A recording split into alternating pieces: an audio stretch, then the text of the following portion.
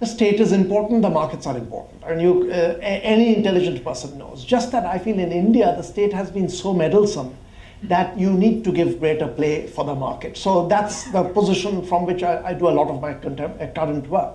At the same time, I am a bit of a utopian, and the other book talks to the idea that we must not just sit back and say that the world as it is everything is fine. You have to keep the fires of utopianism alive, and that does need imagination to think of a better world. You can't tolerate an India where this mass of poverty leaven people who live in poverty by saying that, well, if the free market does this, you live with it. No, you have to think of a better world. So that's it. But everyday life, you have to conduct your fiscal policy, monetary policy, and in general, I feel that given our history, we've been too meddlesome a government, so the lesson is that you retreat. But when it comes to land acquisition, this is one of those areas where I do believe that the state has a role to play.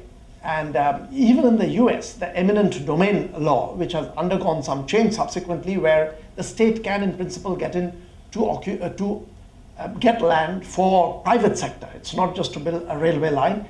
And I feel in some ways in India, you have to go that way. But let me explain this, since this is Bombay, this is a slightly intricate argument.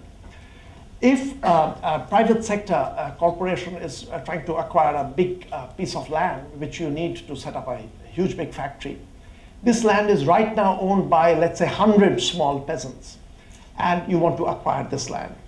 If you want to do it by leave it completely to the free market, then it is entirely possible that unless the land is, by the way, this person gets a contiguous piece of land, it's useless. You can't get little bits scattered all over. It's entirely possible that a couple of people in the middle of the land says that we won't sell no matter what the price, or quote a price which is crazy, the price of Mumbai, and otherwise we won't go.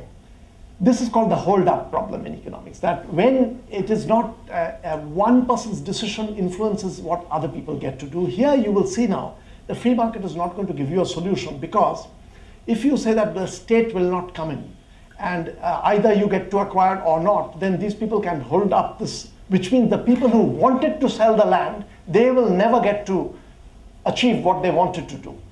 If you now by force acquire this land, then the person who did not want to sell will not get what that person wished, which means you are reaching a predicament where it's impossible to have everyone get their way. That being so, you have to crack this somewhere.